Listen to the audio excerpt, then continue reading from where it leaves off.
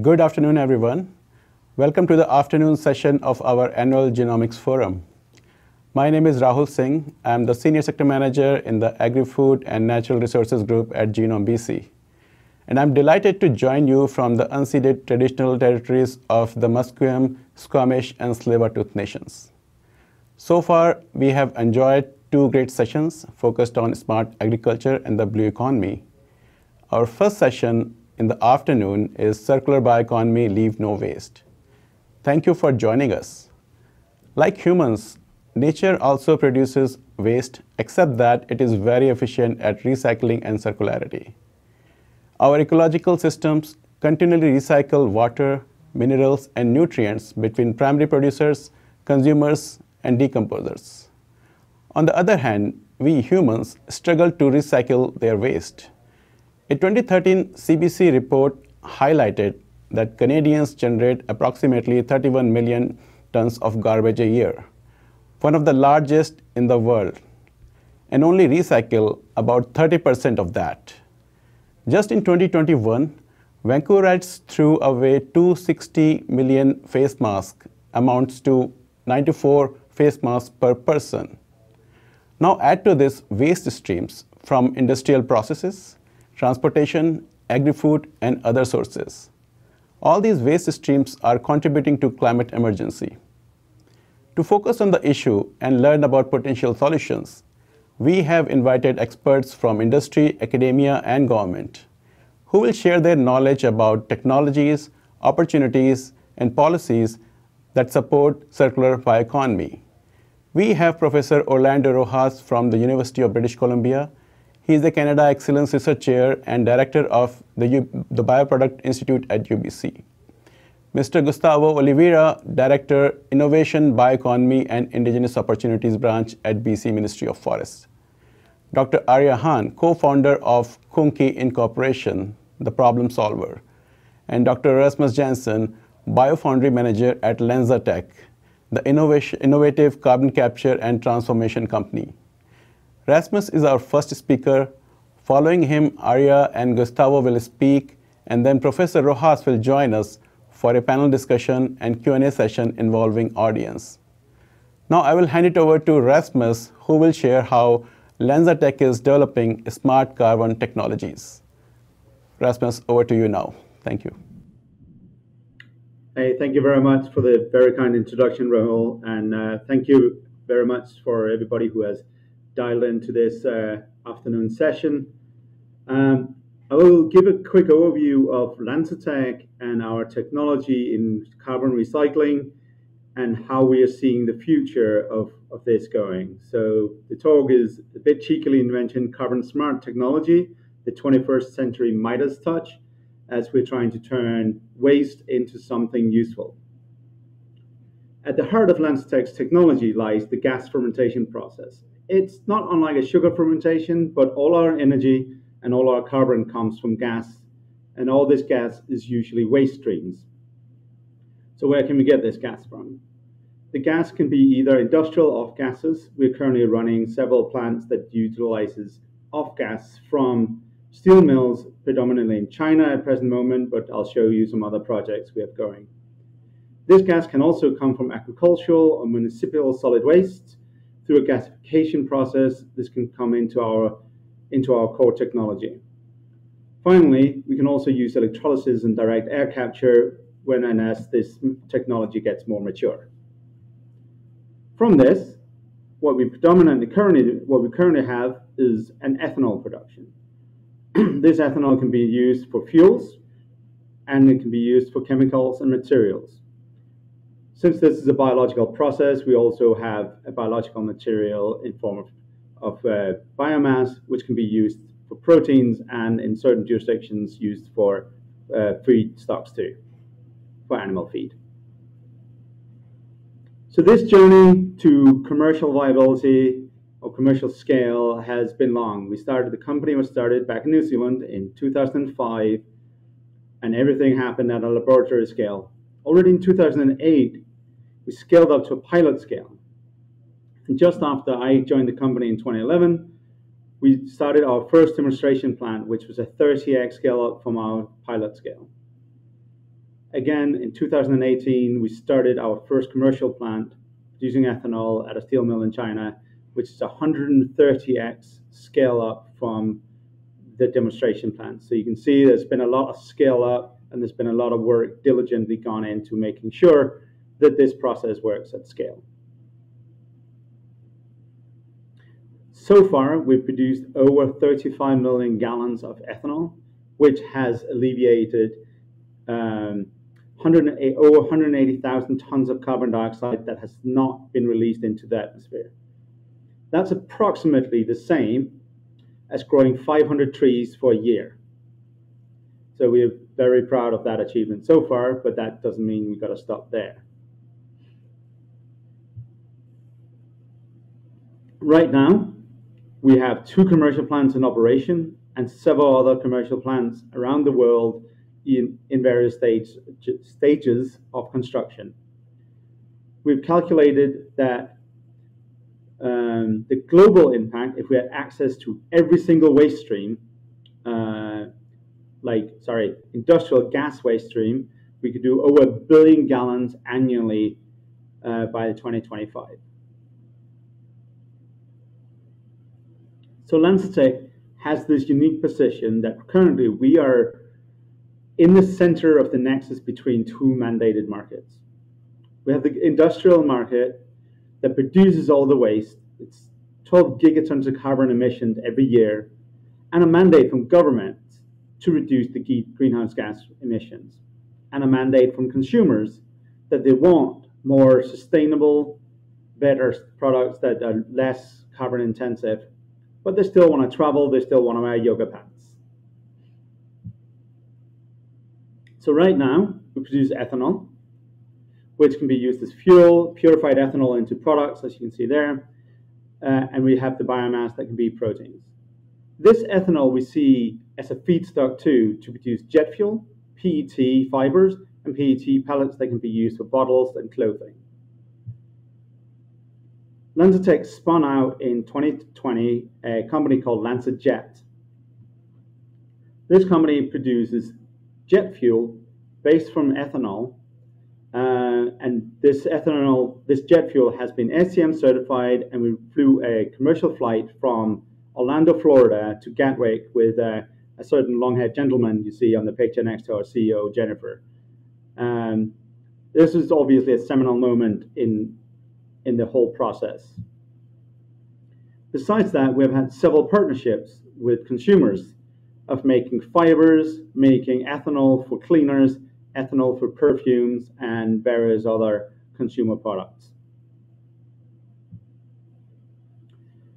But this is all well and good, and this is all ethanol. What we also know that is a need for is new chemical products. And what I want to spend a tiny bit of time on is to introduce our new chemicals platforms. So the upcoming chemicals will be acetone, the story that I'm going to present. This was recently published in Nature, together with a large number of collaborators from national labs and private universities. Acetone production has been known for about 100 years, known as the Weissman process. LanzaTech acquired a collection of old acetone-producing strains that was used as industrial production of acetone, butanol, and ethanol in South Africa all the way up to the 1980s. We then got a grant from the JGI to sequence over 250 of these, which we then mined and found all the genes in all these different strains that fitted and produced the different parts of pathways that we needed. These, we then took out all the unique genes, so every single gene that did not look like the other ones in one way or another, and did what we call a combinatorial library, which is the same as you take building blocks and put them all together in all the different sorts of ways you can possibly get them to fit together. And what we saw was an increase in production of acetone from our very first concept of over 20-fold improvement. This process, including with some strain optimization, making sure that all the carbon that we capture goes into the products that we want them to be in, went from about 3.8 milligrams per liter per hour to over 3 grams per liter per hour within 5 years. We published 2 papers on this together with our collaborators, and we also did TEA analysis. And this little graph shows that we have over 165% greenhouse gas savings compared to fossil fuel, isopropanol, and acetone.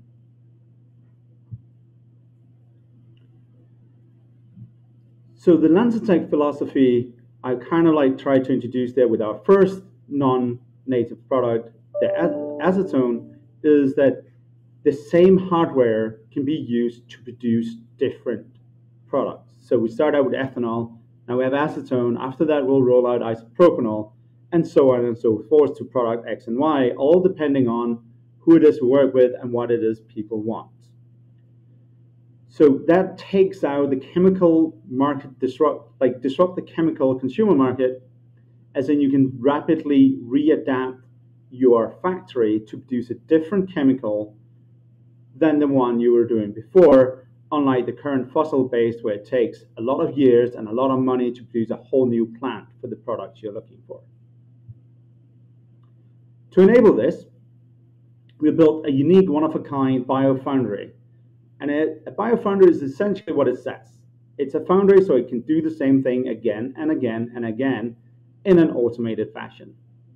This biofoundry is capable of generating and screening over 1,000 streams in the context of anaerobic conditions and toxic gases. So all our engineering we do happens at the same feedstock, the same waste feedstock that we are expecting these strains to see when we use them at a commercial scale.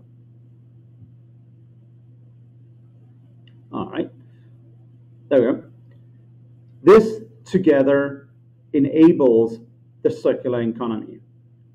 From reuse, regenerate, we can capture and use into our process, and then we can replace with carbon smart products, or we can replace fuels, and that circle can continue if we can continue to capture CO2 from the air, or we continue to generate the waste and then reuse that waste rather than virgin fossil fuels. We can really close that circular and carbon economy. And the goal of this is to, when the consumer gets to a marketplace, whether it's shopping for flight, shopping for cleaning chemicals, the little black dress in the corner is from Sara and contains about 30% recycled carbon. But we want the consumer to come into a shop and be able to, the same way that they can choose between rainforest safe and trademarked and fair trade things, have a carbon smart selection. That way we can drive the economy in the right direction and still gain the gains we need to do. Oh, I was a bit quick, but thank you very much. And if anybody out there is looking for a job, we are hiring. So this is a shameless plug for being a part of the carbon revolution. Thank you very much. Thank you, Rasmus. That was a great presentation. We saw a great example of lab to market. We saw power of genomic sequencing in that. We also learned about new software, for example, the strain engineering that you showed.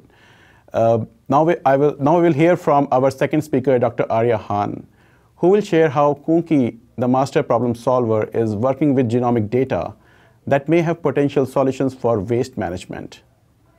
Arya, over to you now. Hi, I'm Dr. Arya Han. I am the CEO of Kunki. So we are a genomic data analysis consulting and software development company. We have worked with everyone from NASA to Thermo Fisher, Nestle Toll House, Stanford Research Institute, as well as a lot of university labs, everything from big and small. So at Kunki, we study microbes, so the tiny living things that are quite literally everywhere. I always like to tell people you are more by cell count microbe than human. This is a slide that I love, and I've been using it for years, and I fully intend on using it for many more years to come. So if you're ever going to hear me speak again, you're going to see these slides again and again and again. But There are 10 to the 22 stars in the known universe. And I think it is a very relatable feeling when you're somewhere that's dark and doesn't have light pollution, and you look up at the sky and you just feel so small. But at the same time, it's this really nostalgic and good feeling. And so I like to remind people that there are actually orders of magnitude more microbes on planet Earth than there are stars in the known universe. And so if you feel that sense of being small when you're looking at the night sky, you should feel that orders of magnitude more when you think about the microbes that are here on Earth. I keep wanting to change the slides here, but I've got it. So over the past decade, microbial research has been changed by technology. And so this is Watson and Crick with the double helix. We're now able to study the DNA of microbes, which is why I have these guys on there, and figure out how we can link microbes to what we call global scale biogeochemical processes. So we're trying to understand how microbes cycle chemicals and compounds that affect our lives by maintaining our water, atmosphere, plants, crops, and play important roles in the formation of mineral deposits for things that we need to make batteries like lithium and nickel and copper. We study this because we want to understand what drives our planet's ecosystems at a fundamental level so that then we can use microbes to transition to a cleaner and low carbon future. This is because I have a captive audience, so I get to tell people how much I hate the analogy of DNA as a blueprint. We hear this a lot, and my co-founder at Kunki, who was my PhD supervisor, and I actually completely disagree on this. And I'm right, which I tell him all the time. But DNA is not a blueprint. This is a blueprint. And from this blueprint, you can see that it is a house. You can see how many doors and windows. You can see the height of the house, the peaks, the shapes. That is absolutely not true with DNA. So it works nothing like that. So this is an idea that I stole from a friend, and he always says, do not think of DNA as a blueprint, think of DNA as a toolkit. And the reason that he says this is because what we're looking for often are small changes. So did you see it? Did you see those small changes between the two slides? And so you can see this one pickaxe actually gets a little bit shorter. And so those are the types of things that when we're looking at microbes, we are looking for these small changes and these small differences in genomes to really understand what they do. There's not a person on the planet who can look at a file that comes off of a sequencer and tell you what organism that is. They need data to do comparisons so that we can see, oh yes, it did get shorter or it did get longer. It's not quite the same.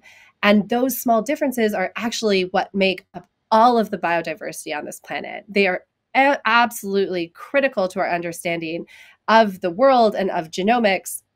And so all these four letters, just A, T, C's, and G's, really are this microbial or biological matrix.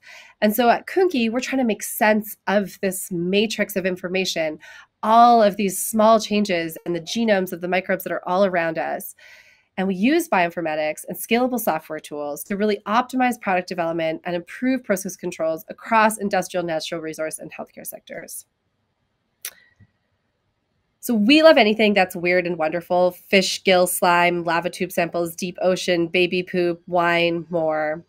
And a big focus for us is these actually communities of microbes. And so microbes are this really interesting meta-organism, if you will, because you do have these individuals, and the individuals are unique in most cases. And as we continue to improve our ability to sequence individual cells, we're finding out that they are really individual. And they have populations that have emergent properties, and then communities that have further emergent properties. And what we're finding is that we need to be able to study this entire transect in order to really understand what microbial communities are doing. There are fundamental questions that we're asking regardless of the project, of the client, of the area. And I've written them out here, but it's essentially who's there, what are they doing, who's doing what, and how do these respond to change? And the more that we can ask these questions and understand these questions, the more we're going to be able to develop new technologies. So this is just kind of an overview of some of the things that we like to do. We're big into astrobiology and trying to learn from extreme environments here on if there is life, alien life outside of this planet. And if there is, perhaps it's microbial.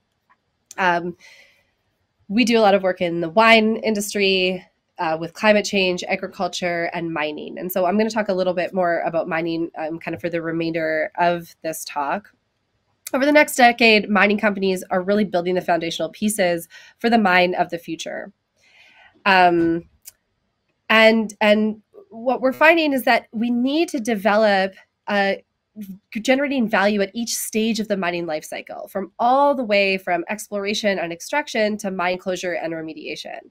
And so to achieve this, the mining industry is really keen to develop new and innovative technologies that do reduce their environmental footprint.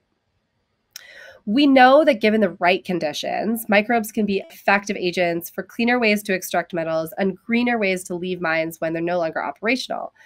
But success is dependent on good data, not just good data for microbes, but all of the dependent factors like pH and mineralogy and soil type and location.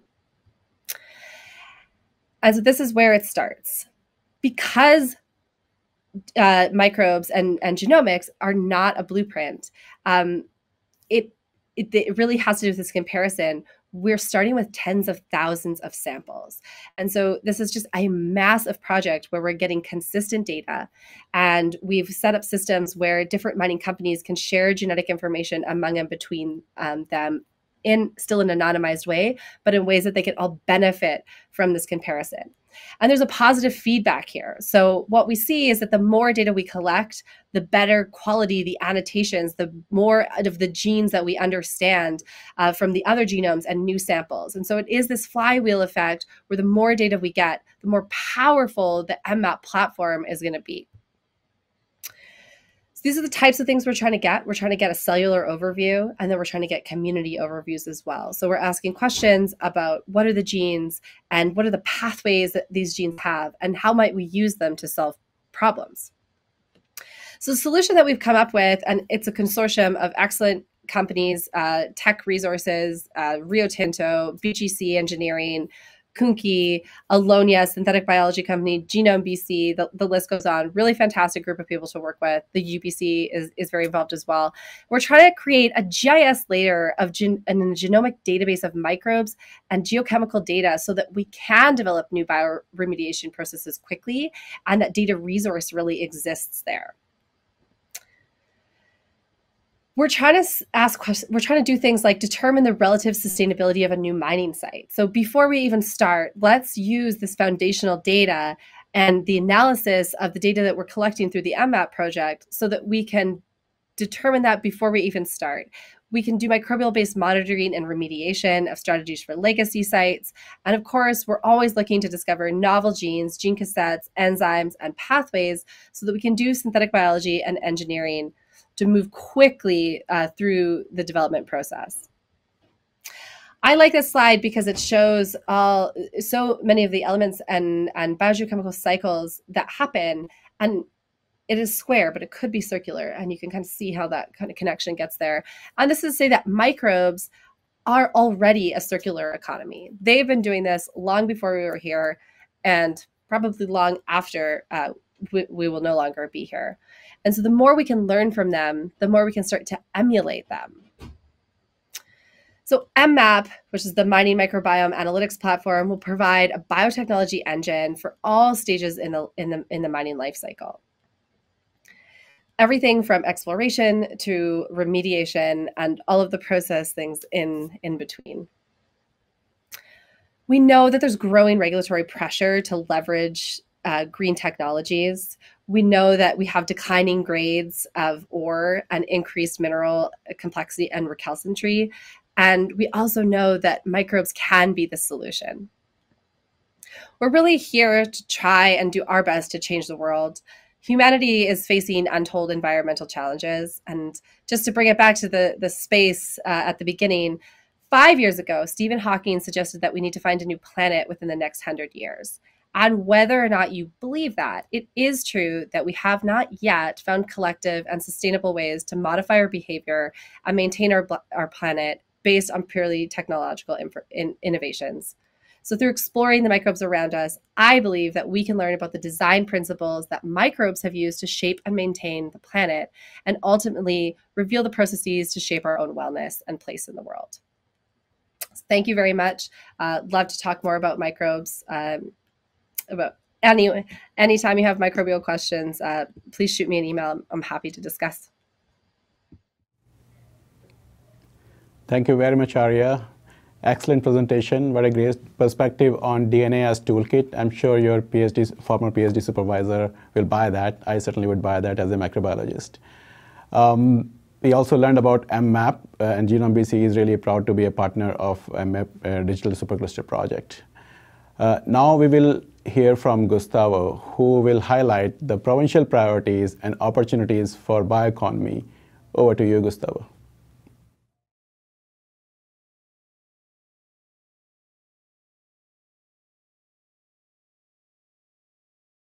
Muted.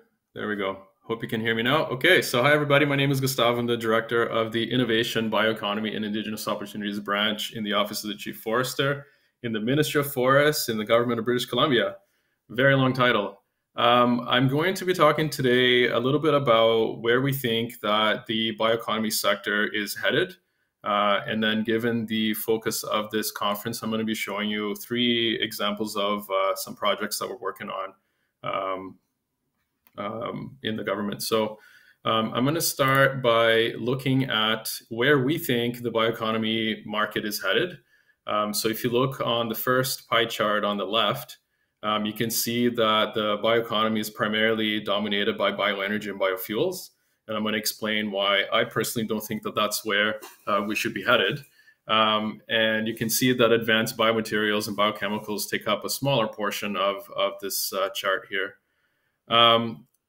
The pie chart on the right shows where we think the global market value will be of these bioproducts in these categories by 2030. So there is a typo in the title there of that pie chart. It should be 2030. And you can see that advanced biomaterials and biochemicals will experience a growth of almost 5 times. And that's just in the next couple of years. So a different way of seeing this is looking at the growth that we've seen in the last 10 years and then looking at what we think the growth is going to be in the next 10 years. So on the right side here, again, you can see the growth from basically now to 2030. And you can see that advanced biomaterials and biochemicals are expected to grow at a rate of about 400%. And so biofuels and bioenergy are still going to grow as well, but not nearly at the same pace. And so really where we think that the value in investments related to bioeconomy should be focusing on advanced biomaterials and biochemicals. So the provincial government is working on developing a BC bioproduct strategy that focuses on these biomaterials and biochemicals. Obviously, from a forest perspective, given that I'm representing the Ministry of Forests here, that you can also get biomass from agricultural waste and municipal solid waste, for example. But for the things that we're looking at, we are considering sourcing biomass from forest and forest resources. So the pyramid that you see here outlines how much value is generated for any given amount of fiber. So ODT is a measure of volume. So we're looking at oven dried ton of biomass. And the way you read this graph is that if you go up, your product value increases. And then if you go from the top to the bottom, the more biomass you're going to be needing to produce whatever biomaterial you're looking at. So bioenergy and biofuel are at the very bottom. They roughly represent from $0 to $200 in value per oven dry ton. And then you compare that with biomaterials and biochemicals, for example, we're looking at a much higher value products. You see that conventional lumber and pulp and paper, which is the cornerstone of our economy here in BC, remain still a cornerstone of that sector. They're right in the middle, and we don't foresee this changing anytime soon, really. Engineered wood products, we now have a specific office that works towards promoting the use of BC wood products or engineered wood products, and that's the Office of Mass Timber Implementation. So really the focus of what we think this bioproduct strategy should be is at the top two levels of the pyramid, so looking at biomaterials and biochemicals specifically. Here in BC, we have no manufacturing facilities for these products. And a classic example of a company that was created here at UBC, in fact, in the same building where Orlando's lab is, who you got to meet soon, is Performance Biofilaments. That, like I said, they're incubated here, created here, headquartered here, but their product is made in Quebec. So we don't really produce nanofibrillated cellulose here, lignin, biocomposites, textiles. So these are all opportunities that we can potentially look at. So all these new biomaterials are expected to be manufactured through using residual waste, and hence why I am now here in this conference, is that we're not looking to displace your existing forest sector, but instead find ways of using residual biomass to create higher value products. And because this is sector that's going to be added to the existing forestry sector, they all represent new businesses, new employment, and economic activity.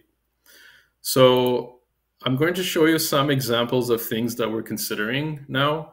The first one being a project that we're collaborating with the federal government on, and that is happening in Fort St. James. And what they're doing there is using trees that have been killed either by mountain pine beetle or wildfire to produce a new composite material. In this case, it's a block of oriented strand lumber. So what they do is they crush the dead trees, reorient the strands, and then glue them back together to form this composite material that you see a photo of. So this sample is actually in my office. And what they're hoping to do with this is to make railway ties, decking, counters, potentially furniture.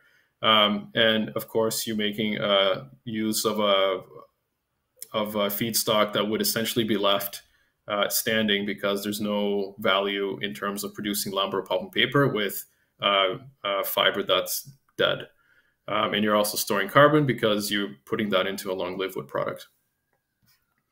The next example is a bit of an interesting one. And that's something that I know the company that's involved in producing fish leather, they're actually testing, they have a testing facility and they're testing a variety of tanning techniques. But the real, I guess, innovation in this case here is that we're using hemlock bark, which is normally not used for anything.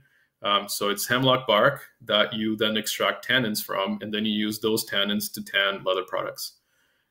So the benefit here is that you're using a low-value residual biomass to produce a biochemical that's then used for leather production that is much more environmentally friendly, very effective. And the bonus in this one is that they're also using waste from fish processing plants to create a new, more environmentally friendly leather product.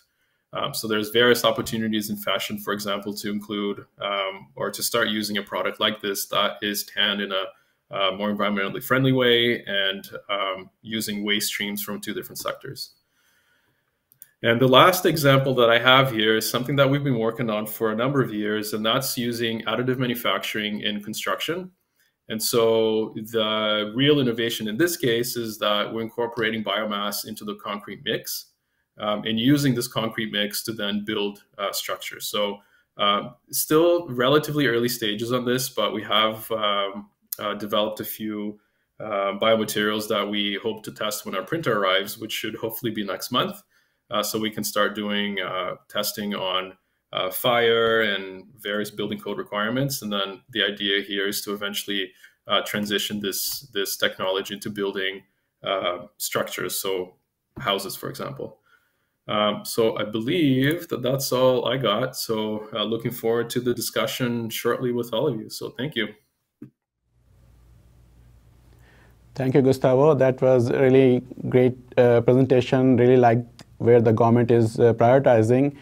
Plus, also, I like this concept of fish leather from bark, because bark is, I think, one of the difficult ways to process and manage. So it's really great to see some outcomes, and also good to see some alignment already from the previous presentation, what, for example, LanzaTech is doing, where focusing on high value from low volume waste. So really great to see that. Thank you. And thank you, Arya and Rasmus as well, for your presentations. We had some fascinating time there. We learned what industry and government is focused on. And I'm sure we have intriguing questions, not just from the science and technology, but also their larger impact on our ecosystem as well. So I would also request the audience to keep populating your, or typing your text or your questions in the Q&A text box, so that we will have those once we reach to the Q&A session. As we move to the discussion segment, it is my pleasure to invite Professor Orlando Rojas to join the panel as well. Thank you very much, Orlando, and I appreciate you taking time joining us from Sweden, pretty late night for you. So thank you very much for that. Appreciate that. My pleasure, Rahul. Wonderful. Thank you. And we will have this interactive discussion, and I will also encourage the panel members as well, if they have any questions for one or the other, please feel free to ask those. It would be good to have questions from your end as well after you have witnessed the presentations. I will begin by asking Gustavo first, actually, that how do you see the work being done by LanzaTech and Kunki in relation to BC's priorities for low volume and high value products? What opportunities do you see for BC from these two companies? Thanks for the question. I will probably respond to Rasmus' presentation, because I'm more familiar in that field. So I think there's opportunities to use a variety of feedstock streams to potentially produce biofuels. I know that BC has a very large pellet production capacity as well. So there's opportunities to look at using fiber that has little or no value in your conventional forestry sector to look at producing energy. That is not really the focus of my branch specifically, but I know that other areas in government and other ministries are looking at production of clean hydrogen, for example. So maybe ethanol could be an intermediary to produce something different. So I mean, it's a good question. It's a broad question, so I don't think I have a direct answer. But from a forest perspective, I think that there are opportunities to find ways of using residual fiber, which is quite abundant in some areas of the province, to find ways of creating higher value products. So I'm not sure I really answered your question, but these are some initial thoughts, I guess. No, that is a fair answer, Gustavo, and I appreciate your honesty in that as well. I think it's fair to say that we need to build more capacity for particularly biological processes, for using those for like waste remediation or valorization. So then the objective of this discussion is also to inculcate those thoughts. So we'll follow up on that as well. And Orlando, I would also love to hear from you, your thoughts. If you can provide some examples about bioproducts being developed at the Bioproduct Institute at UBC and efforts for knowledge translation or commercialization. Maybe give some highlight on BPI as well. Yeah, sure. My pleasure, Rahul, and nice to meet you all. This is great to listen and learn about all the developments around us. And before I answer the question, I think referring to what Gustavo indicated today, I think all what we have heard so far really involves the future bioeconomy. And if you think about the different components or the pillars of the bioeconomy, we're talking about advanced manufacturing techniques like 3D printing, like Gustavo indicated, advanced materials and nanotechnology. This is something that we in the Bioproducts Institute in UBC are very active. Gustavo indicated the case of nanocelluloses, feed-related celluloses. Then we talk about life sciences technologies. That's the third pillar of the bioeconomy. And we heard from Arya and Rasmus beautiful examples how using synthetic biology, we can really use better every molecule of biomass. And then other topics that we didn't discuss as much is micro and nanoelectronics and photonics, fourth pillar of the bioeconomy. Artificial intelligence, I think, is very involved, very important in all these activities, and connectivity and digital security. So really, we touch upon many of these factors. As far as the question of what we do in Bioproducts Institute, I can give many, many examples. If I start to think about the utilization of bark, there is a huge volume that is available that we can consider as a residual from forest products operation. And Gustavo referred to the case of tannins. There are many other examples, like, for instance, betulin in birch bark. We are looking into the use of betulin for many different properties that this component in bark has, antimicrobial, anti-inflammatory, and bioactive properties. So this is starting from the little. Going to the larger things, we think about textiles, next generation textiles. We use wood fibers and also other plant fibers to produce the textiles of the future. And now we already see a lot of investments in this area. And finally, the last thought about the question is what Rasmus showed, this evolution in the company, starting with a small scale lab, bench scale, to the larger piloting and then commercial scales, is a beautiful example of how something happens quite fast in about 10 years, and to see something that goes to adoption at a very large scale. And that's what we want to do now in UBC, in the Bioproducts Institute. We want to put what we learn into the market, and that means knowledge translation. There are a lot of limitations in that process, but I think they need to embrace that process more and more with time. Thank you. Thank you, Orlando. Great examples. I think we are also aware of your initiative for making biodegradable masks as well during the pandemic. That was great. And also, I think good to see the connection with health. For example, you talked about antimicrobial properties, plus also with fashion. I think in Sweden or Finland, there is a big initiative on application of wood-based resources for textile as well. So we look forward to have that happen in BC as well. I will take a broader question now for the entire panel, and that is focused on what role will waste utilization play in defossilizing the commodity market? Where does the panel see the biggest impact, and what are the largest challenges in achieving this space? I would ask Rasmus to initiate this discussion, please. That's a really great question, Raul, and obviously something that is very close to our hearts here at LanzaTech.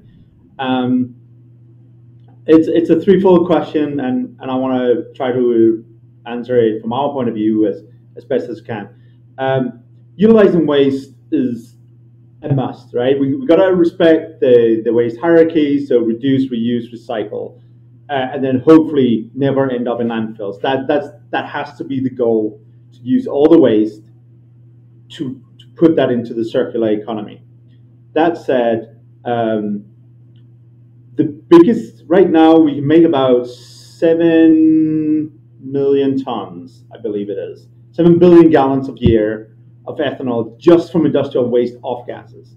However, the kicker is that we can make over 1 trillion gallons a year from just current forestry waste, not using anything else but the waste from conventional forestry. So moving, the biggest gains to be had is really moving away from these sources of waste gases and into the more solid ones.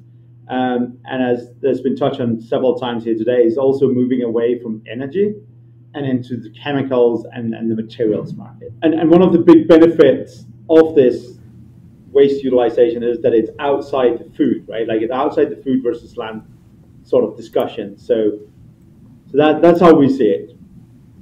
Thank you, Rasmus. Who else would like to take a stab on this question? Gustavo, go ahead, please. Okay, so I'll answer this question with an example of a project that we are doing currently. Can people hear me? I'm not sure if this is working, if I'm only live when my picture is big. Okay, good. So the example that I think fits perfectly as an answer for this question is the fact that we're working now on using a waste product that comes from the pulping process. So that's black liquor. And that's primarily composed of lignin, hemicellulose, and a whole bunch of other chemicals. And taking lignin out of this black liquor that is usually burned for energy for kilns in the pulp mills, and taking this lignin and incorporating that into asphalt so that you're replacing the bitumen, which of course comes from oil, that would be put in this pavement. And so that's one of the ways that we see a waste stream coming from a pulp mill that can then be incorporated into a longer lived product like asphalt or pavement. And so we are doing trials in BC in the next couple of months in adding lignin into asphalt production to replace bitumen. So you're putting, again, lignin directly into pavement and replacing some of the petrochemicals that would be used instead. So you're also, by doing that, making a pulp mill run more efficiently because you're removing one of the bottlenecks so that a pulp mill can produce more of their products. So that's one example of something that we're currently working on that uses a waste stream to decarbonize the economy and make pavement less carbon intensive.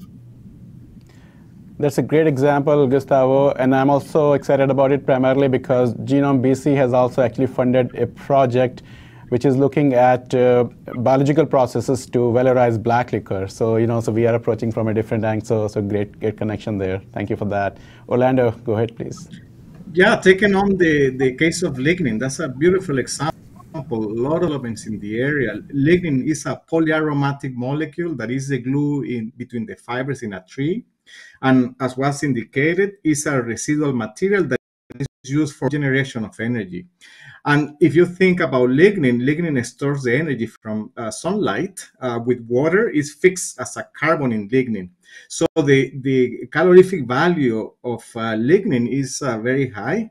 And it's interesting to see now many developments in the use of lignin for producing materials for energy harvesting. So in Japan, the use of lignin in the production of electrodes for batteries, or the case of also solar cells, other applications that are very high end. So beautiful example, that of lignin. What I wanted to mention is a little bit about the challenges in the use of residuals. And we need to recognize that in the agricultural space, there is a lot of large volumes of residuals. Think about corn stubble, rice husks, rice straws, in addition to the ones that we know from the forest industry.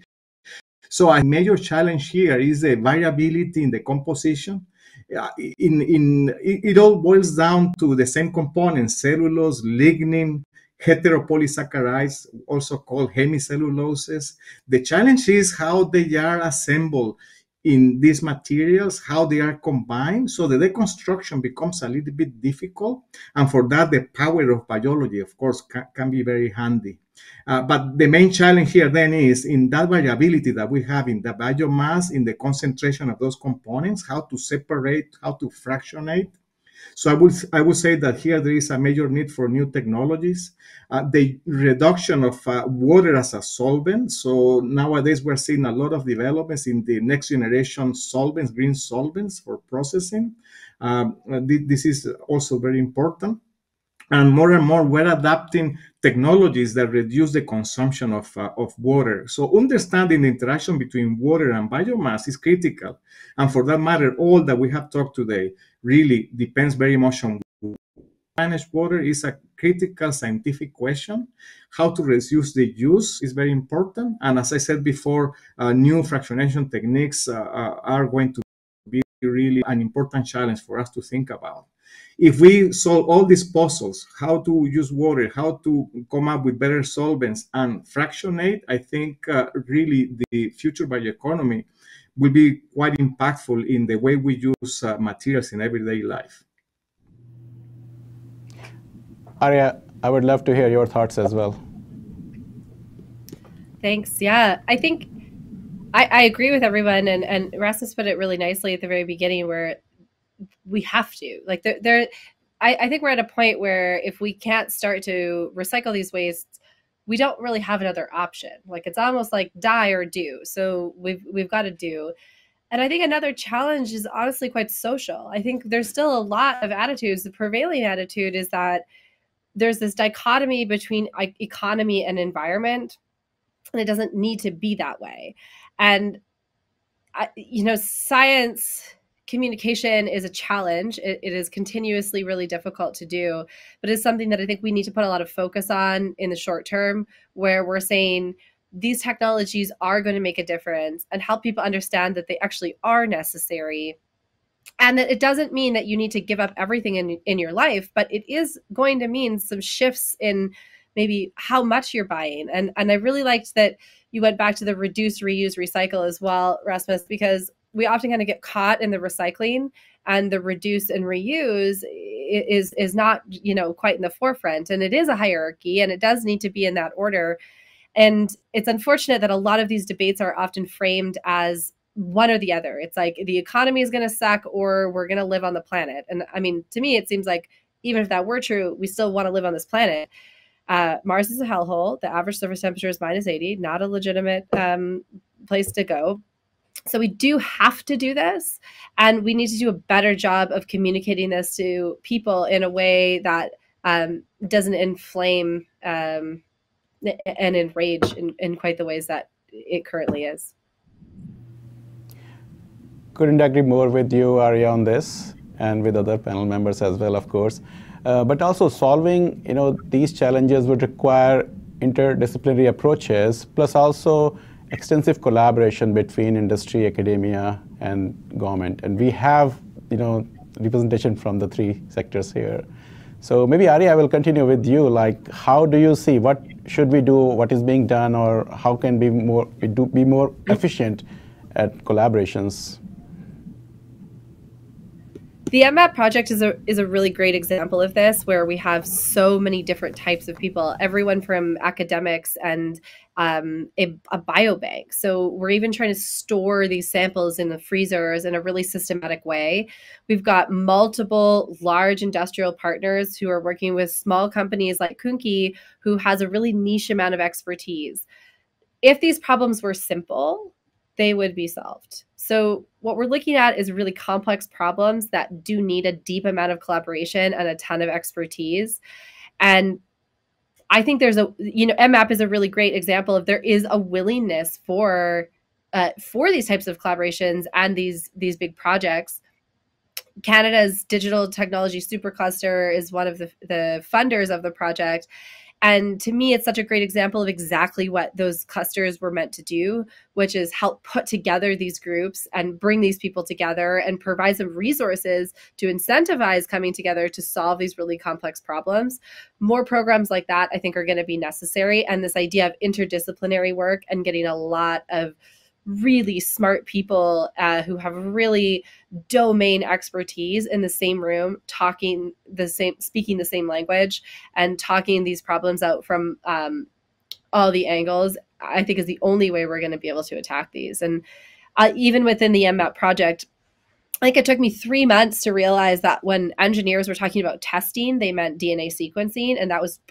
For months, I thought we were talking about something else. So it is a challenge, even just on those basic terminology pieces.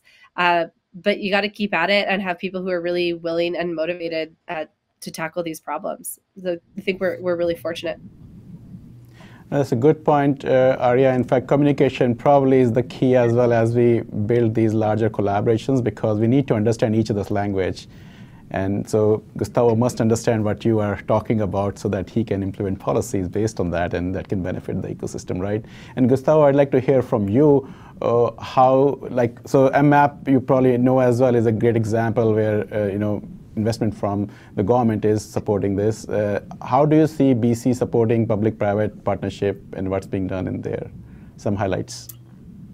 Okay, so I will leave Orlando to speak about a proposal that he's working on, but we have started some work on getting the right people in the room. I mean, the question on collaboration to me, or the answer to that is pretty obvious, is that you have to get government, industry, academia together to figure out the best way forward. So On the forest side, we do have the BC Pulp and Paper Bioeconomy Alliance already set up. It is not where I would like it to be yet, but it's a great starting point to get the conversation started. If you look at other jurisdictions that are more advanced when it comes to bioeconomy, biodevelopment, and so on, one that we tend to refer to often is Click Innovation in Finland, and that cluster has investment industry in new biorefinery, for example. So collaboration is definitely critical, but you also need to have the right funding mechanism. You have to have the right people in the room, and you have to get industry involved as well. Otherwise, it's unlikely that you'll be able to get a significant shift in the sector.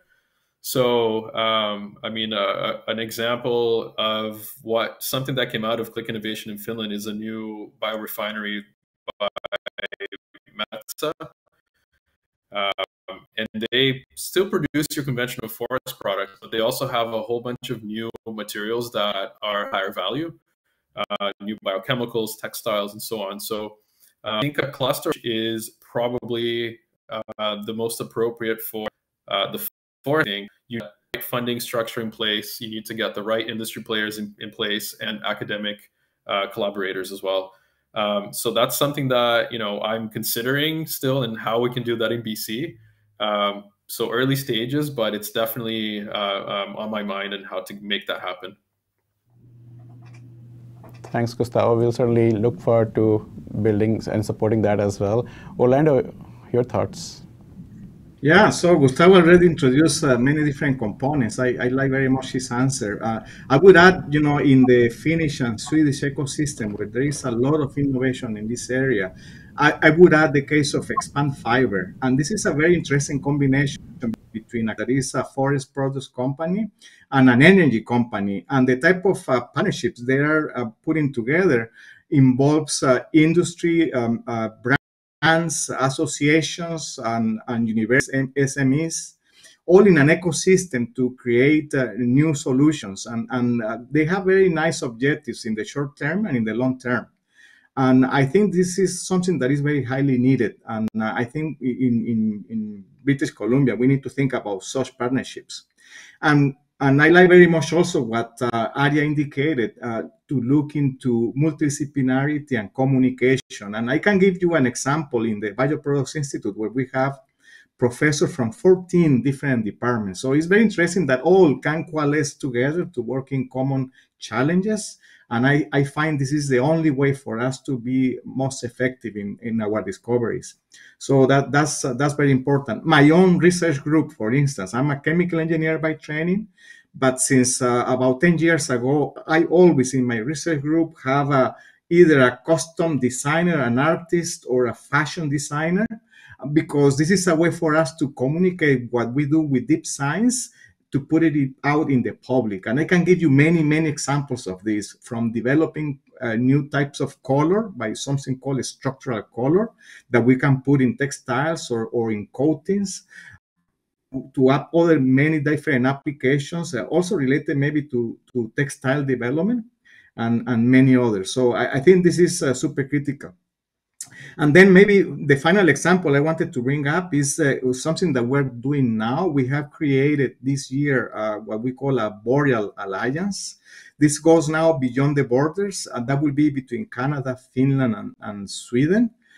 In Finland, there is a big cluster of research called FinCERES, together with BTT, the Finnish Research Center, and universities in Finland. In Sweden, likewise, and in British Columbia, we have the Bioproducts Institute, and together we have formed this alliance with about 1,000 researchers to work together in different areas of using forest-based materials and coming up with new technology. So it's a really, I think it's a critical time now that we're living in the research community and trying to translate what we do in the venture scale to create an impact.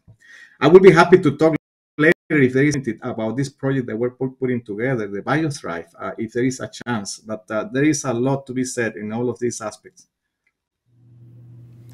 I agree, Orlando. There is a lot to be said, and all this discussion is also creating a lot of interesting questions. So, but we have to be mindful of time. So, I would like to actually ask Rasmus more about technology side. So, LanzaTech is using data, machine learning, and synthetic biology, Rasmus, in the drive to replace current fossil-based products with sustainable ones. So, how are you adopting this approach? What are your mantra for success or challenges that you faced in adopting this approach? So obviously some of the challenges, especially in AI, is that it's still a relatively young area, right? But we do have, so I think the project I briefly mentioned for acetone and isopropanol is a great example of some of this, but also an example that leads back to the previous question. So forgive me for ranting a bit here. That whole project was a collaboration between LanzaTech, Northwestern University, Oak Ridge National Lab, the Joint Genome Institute, and funded by the DOE. So that's that example of how you get funding bodies in to really help build these things. We got multiples of those, but I won't bore you with them. And there, the computational biology really came in, right? Mining these sequences, finding the different genes that are what you need to optimize and testing those. But in that is also data capture, and the AI and machine learning is going to be critical for the future, right? As Arya mentioned, what was it you said? There's 10 to the 30th microbes on the planet. Like, you can sequence them all, and there's no human being who can make any sense out of it, right? Like, so you need these machine learnings, and you need this really curated data that preferably are stored in a secure way, in a really accessible way to interact together. So it's it's a really multidisciplinary collaboration. So my team, the Foundry, does the testing and the building of these things. However, we work with our scientific computing team that builds all the data pipelines, that collects all the data, with our computational biology team that helps us understand what are these different sequences, what are the differences, can we potentially make them better, and the machine learning that goes even further and goes, hey, all these combinations probably work pretty well, but if these works and these didn't work, then try these, right? And that can really help shortening the design cycle. It's really easy when you have, say, maybe 5 or 10 out of maybe 50 different combinations. A human can do it. The minute you get into the hundreds and the thousands of them, we can't do it anymore. And the other benefit of machine learning is that it can pick up the little nuances we just would never pick up. That said, again, don't ever trust the computer 100%. You got to have your brains with you. Well, that's very true. And I do see the connection now that the toolkit that Arya highlighted, how machine learning and artificial intelligence can tackle that to produce solutions for the challenge that we see in the form of waste, for example. I would also share that we have several questions populated as well while we were having this stimulating discussion. So I will continue to bring those questions in our discussion as well. And maybe I will start with a question from Richard, who is asking, given the realities of how long it takes to get bio-based solutions to market, for example, what LanzaTech is doing, what can we be doing working on to accelerate or reduce this time market? So I think it's how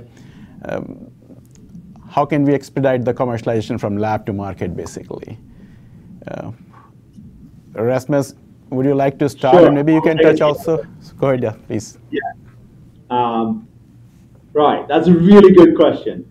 And I think some of it has to do, again, with these consortia that we keep talking about, where you get the right people in the right room, you get them talking together, and you get the funding in. One of the big challenges with new companies is to get the funding, right? Like, it's expensive to do technology. We've been very lucky. We had some very loyal funders, and we had a lot of grants. So I think from something like Genome BC, it's important to have funding opportunities that spans not just academia, but really targets these collaborations. And they're shortening the period. Some things you might not be able to shorten, but again, LanzaTech's, to take us as an example, it took us what, about 13 years to get from idea to a commercial scale. That's a long time, but now that we know these things, getting from it, a good example is I think it took us about 6 years to get the first new product. And we're constantly working on shortening that. And again, that's down to utilizing all the tools in the toolbox, right? Developing new tools, but applying them at the same time. Never be afraid of trying to develop something in the context of applying it. Just be aware that you are developing something in the context of applying it, right? Because those can be difficult overlaps to really see through. But yeah, I honestly think that the biggest driver here will be these big collaborations of getting the right people in the right room. And then consumer awareness, like Aria's talked about science communication. I cannot support her more in that. Like, we need to make the awareness out there. We need to get consumers their the choice and the knowledge, right? And both of them needs to be clear. And I think that's going to be really important. And then I think we'll see a drive coming from that then. Well said, Rasmus. And I agree with you. At Genome BC, we are really trying to do that as well, trying to be the connector through the technology readiness cycle, for example, to connect early stage discovery or inventions to a higher TRL levels so that they can just get commercialized, with some support from our end as well. Orlando, would you also like to comment on this? Because from academia, how you are thinking of commercializing from BPI, for example.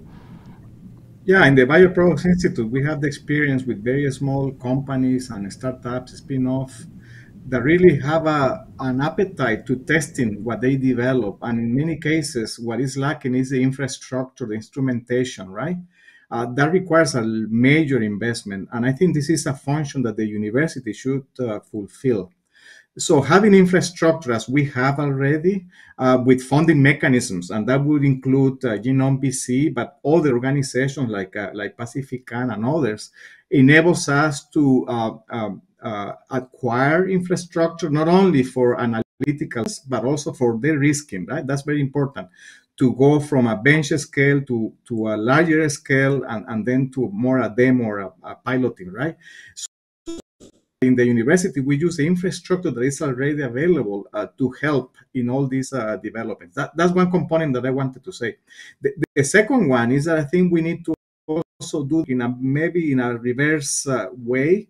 We tend to go to the labs and start to work on given challenges, but many oftentimes we miss the fact that before starting anything, we need to have a good sense of the technical, economic viability. So looking into that type of tools that we have available is super important before we invest in any effort in any development. So looking into techno-economic viability, life cycle assessment, environmental impacts, and these aspects are equally important as it is the material development.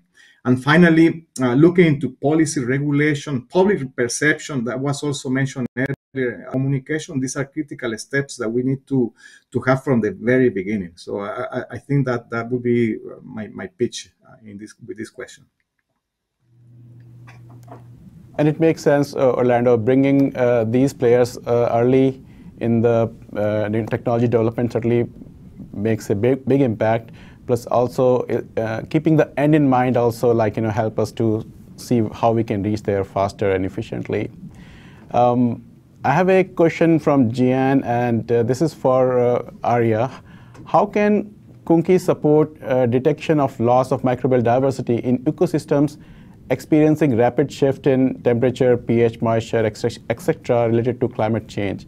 And we have seen the potential for microbial communities in transforming these waste and other material in nature. Well, we're 8 people, so I'm not going to say that, we will single-handedly be able to save biodiversity in the microbial space. What I will say is it's a fantastic question, and it's part of the reason that we really love the weird and wonderful things like Antarctic soils and Antarctic water columns and ancient mats of DNA. We call it microbial dark matter, borrowing from physics, when we get a whole bunch of the DNA and we have no clue what it is, who it belongs to, or what it might be doing. It's unlikely that it's junk, and so we say it's dark matter. We just need to do more investigation. So I can tell you that from even a single sample from one of these understudied environments, we find anywhere from 1 to 15 completely novel species, sometimes entire novel genera, families, phyla even. So it's very common that we're still finding that. Talking to some of our colleagues who work specifically in gut microbiome, which is much less diverse and much more widely studied, they still routinely find new microbial species in gut microbiome samples. Not every sample, not nearly at the volume that we do, but they're still finding them. So it's a complex question for a whole bunch of reasons, but one being, I don't even think we have a good handle on the microbial diversity on the planet. I also think it shifts quickly. I think the best that we can do is take a lot. This is like always my thing. Just get more data. Let's get more data. Let's sample as much as we can. We've actually hired a very talented PhD student to help write an op-ed that we're really interested in on this topic. And it's the idea that we actually know more about the microbes in Antarctica, and we know very little, compared to microbes on the entire continent of Africa, for example. So we have way less samples from that entire continent.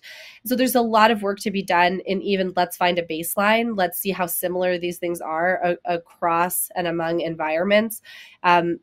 And then we can start to say, great, now that we've got that sequence, we might be able to develop strategies for maintaining that biodiversity and making sure that we do have those functional genes in our toolkit to help kind of mitigate some of the effects of climate change that we've already committed to as a human race.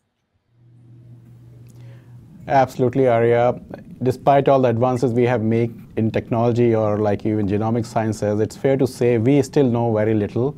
So we have to keep in mind, despite all the focus on translation and applied research, we also keep discovery-focused research as well within our hands, because that is what is going to provide us, many tools for future as well. So thanks for that. I have a question from Andrew, who is asking, how much impact do you predict LanzaTech carbon dioxide capture impacts the total CO2 emission globally? How much percentage of total carbon dioxide emissions could be reduced with capture techniques? Wow. Rasmus. Wow, that's a question. It's also a question that I'm pretty sure our legal department really don't want me to answer, especially not on tape. I'd like to answer it differently. So I mentioned a couple of numbers. We have some on. So I said the ag and forestry waste, only waste. We're only looking at waste here. Can produce about 1 billion tons of ethanol a year, and I think what is it we come up with? I think the 165,000 tons we're already done is about 500 trees for a year. In number of tons, I'm not sure. But we continuously, both us and other companies, will continuously try to use more and more of the carbon. So right now, our focus is to stop carbon getting into the atmosphere, right? So we can use every single waste stream we can find. That will actually make a really big impact already there. And then we need to start looking at how do we get carbon out of the atmosphere. And we are working with direct air capture companies. The problem we get into there is the big challenge is CO2 in itself is a dead molecule. It has no energy in it. So we want the carbon, but we need energy to make our molecules. So we need that from hydrogen or electrolysis of this CO2. And that requires energy, and that requires renewable energy because we don't want to burn coal to make something out of we're just taking out of the air. And that's one of the gaps that still need to be bridged. My own feeling, without having an absolutely certain number on it, and without saying that Lancet can do this on our own, because we can't. We need lots of winners. We need lots of people to do these things. Is that we have enough carbon. We don't need to dig up more. We just need to find more efficient ways of recycling it. That's a fair point, Rasmus, and I hope your legal team would not mind this answer. I think it's now around the pit holes on that one. I didn't promise that we could do it. So I'll just ask maybe. And I love the foresight to go, hey, can we do this? Does it even make sense to try to do, and will it do enough? Personally, I think the answer is we can, and I think the answer has to be yes, it's going to be enough. So if I just add that, keeping in mind that greenhouse gases have lower density, for example, in atmosphere, so would it make biological processes or using organisms like cyanobacteria, for example, or give them an advantage over mechanical or chemical processes to capture carbon from atmosphere? Yeah, so I say again, the primary focus is on not getting it into the atmosphere at all, because as you say, the minute we're in there, we get to 400 ppm sounds very, very low, and it is. Unfortunately, it's very, very high when it comes to our planet. Cyanobacteria, I don't see why that wouldn't be a use for it. Again, it's about all hands to the pumps when it comes to technology, right? I would like to answer it more in the sense of biological systems has this canning ability to make order out of chaos. And by that I mean a lot of these waste feedstocks comes with a very big fluctuation in gas composition. And that's where you can really use a biological system, because we have shown that no matter the fluctuations in the gas input, we get a very stable gas uptake and a very stable product output over prolonged periods of time. That doesn't mean that there isn't a place for physiotropic and catalytic conversions, but for certain things, it probably makes more sense to use a biological system. I don't know enough about cyanobacteria systems to say whether they make sense or not, but algae is a massive biomass on the planet, so I'd be surprised if somebody doesn't come up with a way of using that too. Thanks, Rasmus.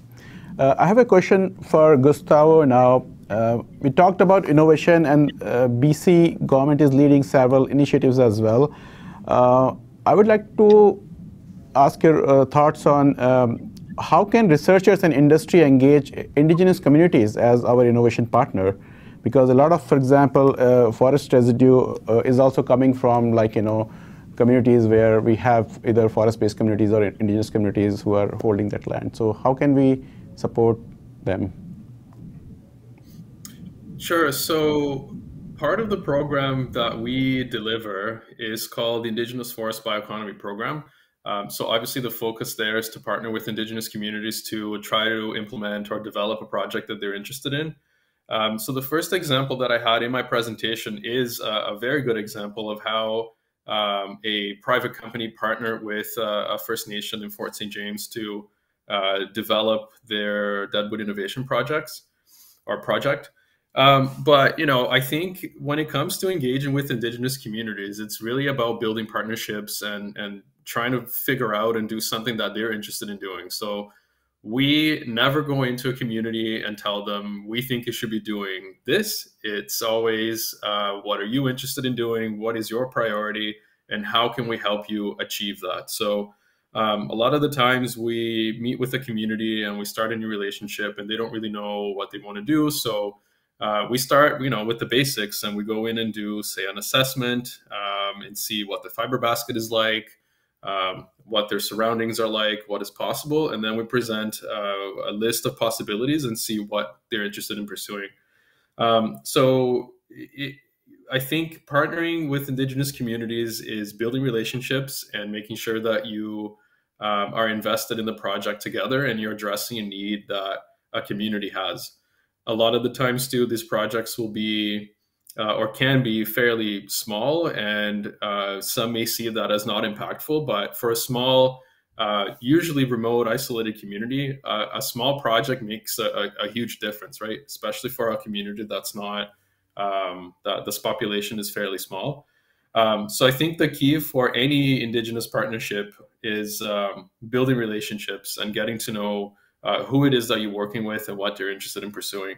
And that's a lot of what we do in our branch, is to do just that, is to go out to communities, meet with them, talk to them, and see what they're interested in pursuing.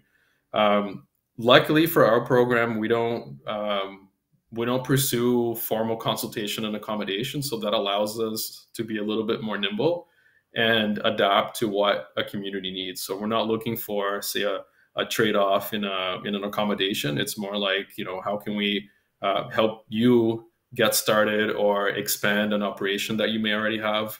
Another example that we have of a project that has been successful and operational, and in fact so successful that they can't keep their products in stock, is the big leaf maple syrup operation that Hupatchisat First Nation has in Port Alberni, which to me is really interesting because I grew up a little bit in Ontario, so I know what the sugar, maple syrup and sugar shacks are over there, and to see something similar in a West Coast rainforest to me was really interesting.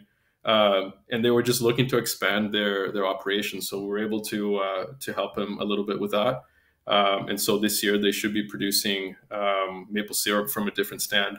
But it's all, I keep coming back to this, it's all about building relationships, understanding the context, and understanding what a community wants to pursue. And you can start, from just a simple assessment to all the way to expanding an existing operation. But what you need is to build that relationship with them.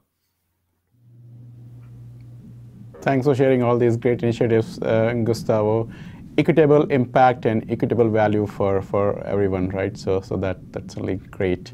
I have actually a very interesting question from Jessica as well, who is asking, repurposing waste from one industry to create value seems very promising and innovative. Is there ever a situation where the process can be so successful that it creates demand for additional production of waste? We are already number one, seems like, in producing garbage, so can we make it more valuable? Who would take I think I'll take a short stab, and then I'm sure but everybody else has a thought on that too.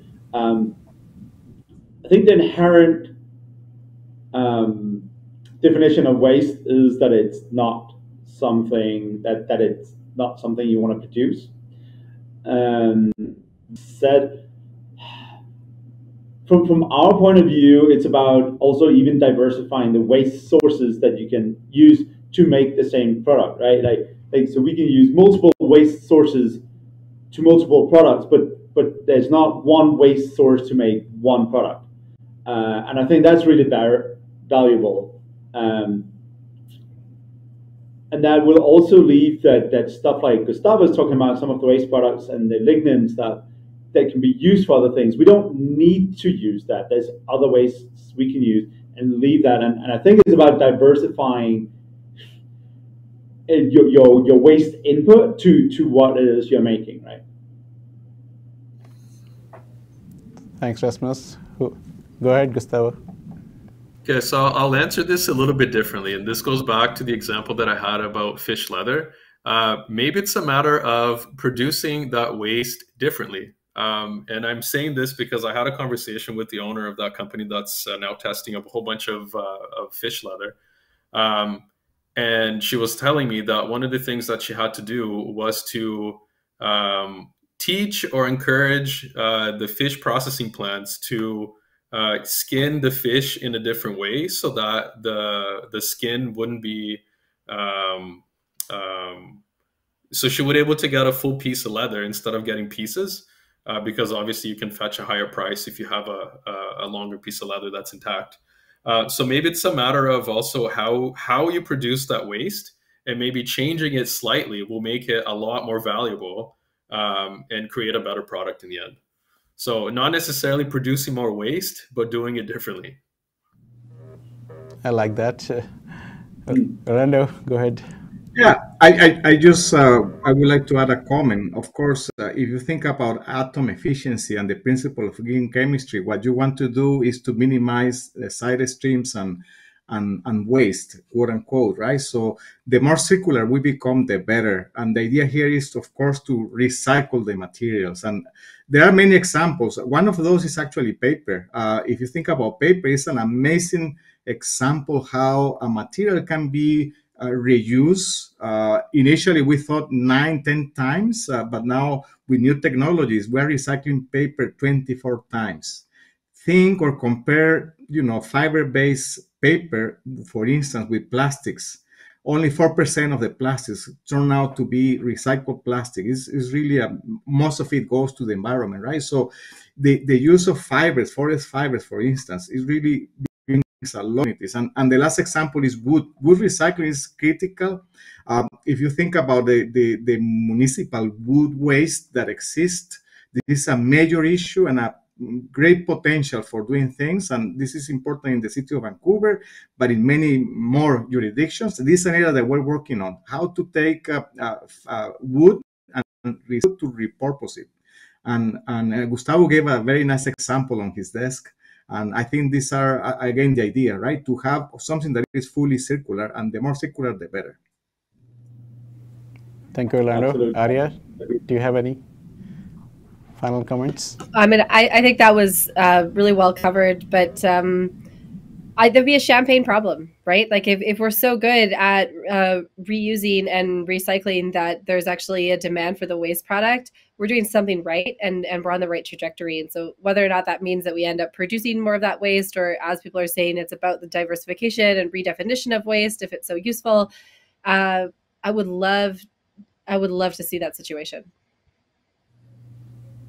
Yeah, if I could come with a last comment that Orlando and Arya kind of put in my head, it's almost like when we get to that point, there is no waste, right? Like it's all hopefully at some point becomes circular, that even what is waste is just your next feedstock and you use it, and that way there shouldn't be any more waste.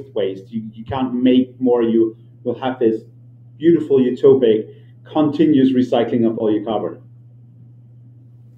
Yeah, we just work like nature, being in nature, right? So leave no waste behind. And that's what the objective for this session was. So I do have more questions, but no more time, unfortunately. But it was really a very stimulating discussion. I really enjoyed, learning and talking to each of you. And this is not the end. This is I hope, the beginning for new collaboration among you all and with us as well. So we hope to stay in touch and do some better things in future.